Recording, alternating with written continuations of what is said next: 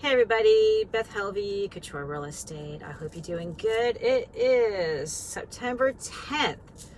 And I'm sitting in the Lido Beach parking lot. I actually have some time between appointments and thought I would check in. So what I want to talk to you today about is documents. So when you buy into a condo association and even a homeowners association, there is a group or set of documents that you as the buyer need to look over, and you as the seller need to provide.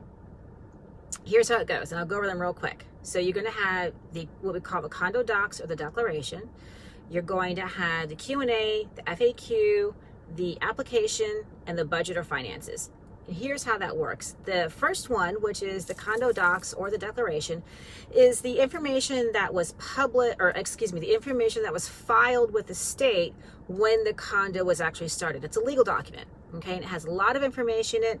It's all a little different. Part of it depends on who did it, when it was done, that sort of thing. But it's the legal definition for the state, and oftentimes they're created when the community is being built. So there'll be language in there talking about what kind of buildings are going to be in there as far as the residences and things like that, which may seem to somebody when they're reading it like 30 years later, it doesn't make sense, but that's why. Because when they're getting ready to build the community out, they'll have the descriptor in there as part of this original documentation. Hey, Sandra. The other thing I mentioned was FAQ, which we all know is frequently asked questions, and here's why. There's a lot of information in that condo declaration. It can be anywhere from 70 pages to I've even seen some that are around 140, 150 pages. Nobody reads it. Nobody reads it. I know I've come across like 2 or 3 people who have actually read the entire thing. What this FAQ does is it pulls out the pertinent information that a buyer really needs to know about the community. And there'll be some additional stuff in there that's maybe popped up since the condo declaration was first initiated.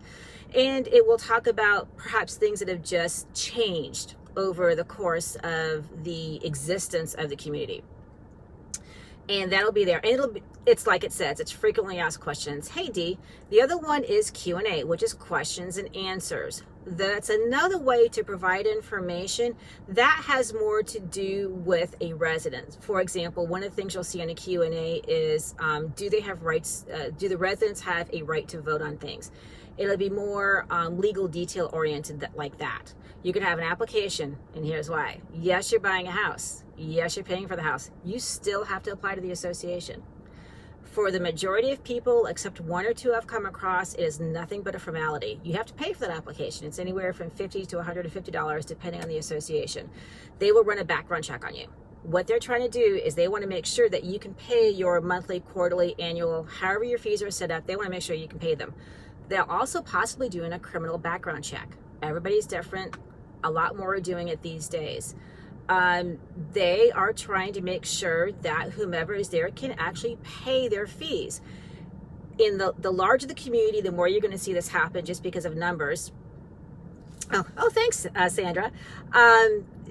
You will have a handful of people that for whatever reason are still living there but aren't paying their fees.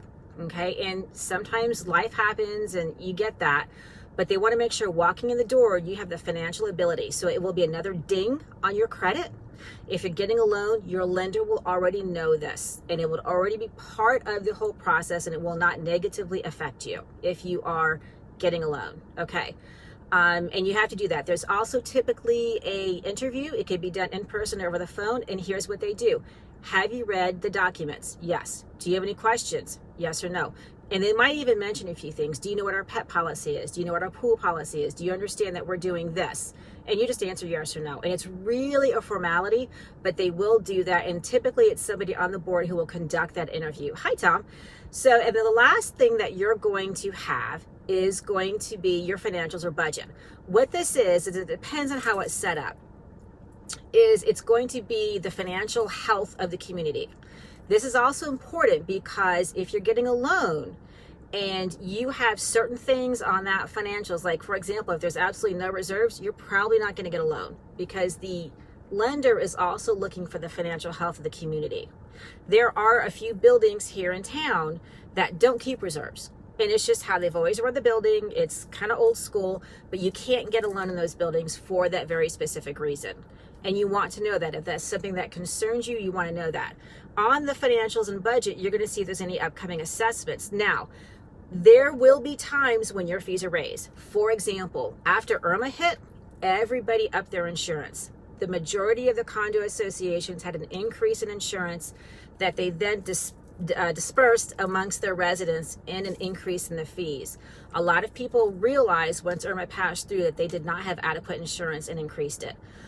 Or maybe there's a project coming up. Maybe they're going to redo the pool area. Maybe they're going to resurface the streets. Maybe there's a big lawn maintenance project, whatever. That'll be in there as well. So if there's anything projected, that'll be in there. And it'll let you know what your fees are. And if it's a special assessment, which means that you may pay it for anywhere from a few months to a couple years because it's a big project that they're taking over, and they don't want to deplete their reserves because they like to have that emergency cash on hand, okay? And every community is different. They'll also give you that information as to how that works. For example, there is a condo over on Siesta Key that is redoing all of its outgoing plumbing. They're doing it building by building. Each building has a fee and a schedule as to when that will occur. And everybody's paying it because the building was built in the 1970s, they're cast iron pipes, and they just have to be done. And they're just doing the entire community, which is, I believe, 6 buildings.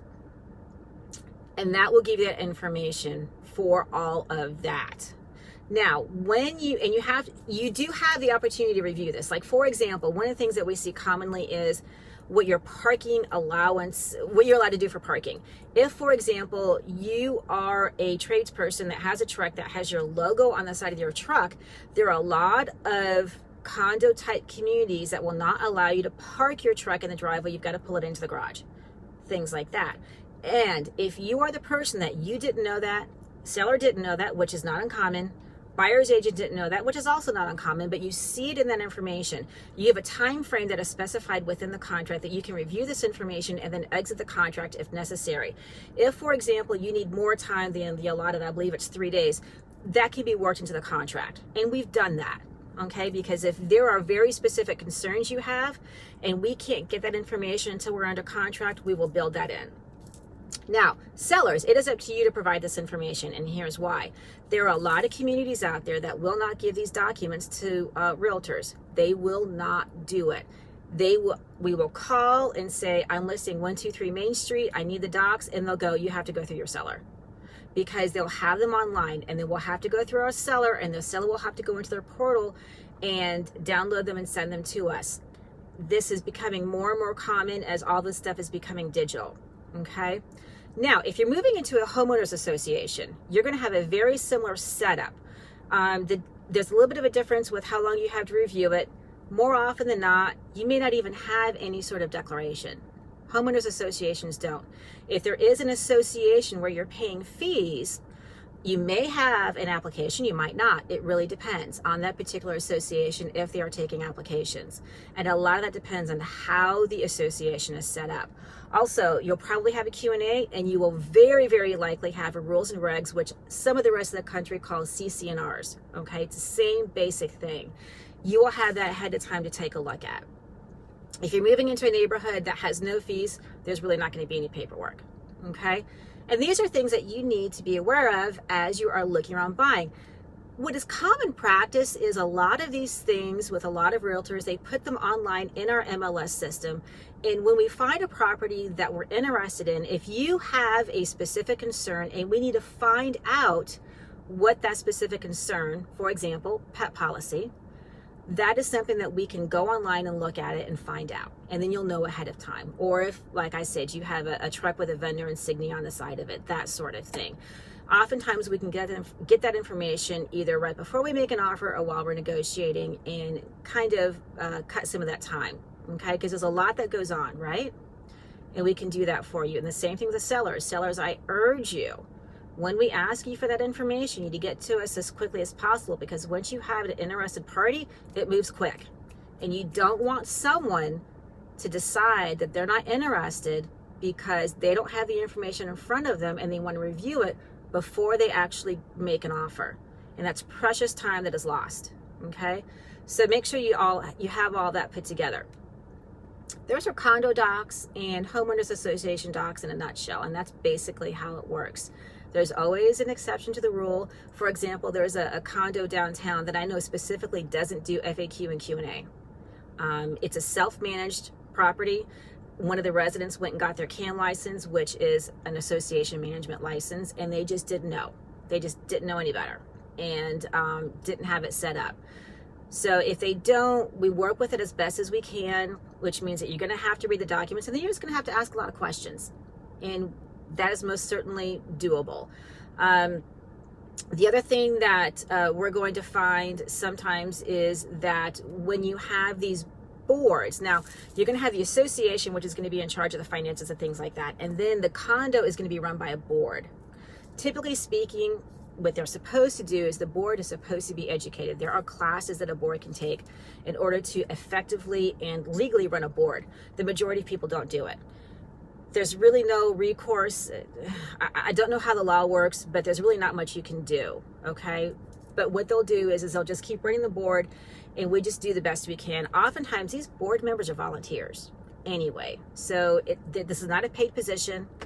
They're basically handed an assignment and doing the best they can with it, and oftentimes they're learning as they do it. So we need to practice a little bit of patience as we're navigating, especially if there's a new board or new members on the board. We have to practice patience as we're navigating it.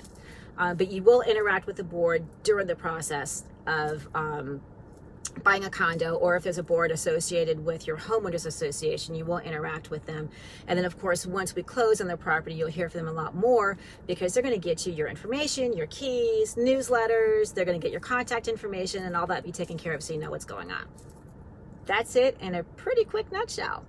These are documents that you always have associated with condos, and it's very important that you review them. Please, please, please, as some people I know have done, don't put those documents in front of you and not even look at them, because then you'll get into your condo and go, well, I didn't know. You did. You just didn't look at it. Make sure you review it. The information is important. It's pretty standard across the board, but if you're new to condo life, you still need to look at it. So I hope everybody's doing good. I know the rest of the country is getting cool. We're not. We're still 90 degrees. It's hot. It's humid. It's Florida. I love it. If you have the opportunity to go outside and get some vitamin D, I encourage you to do so. So please wear your sunscreen, drink plenty of water, and I'll be talking to you soon. Have a great day, everybody. Bye now.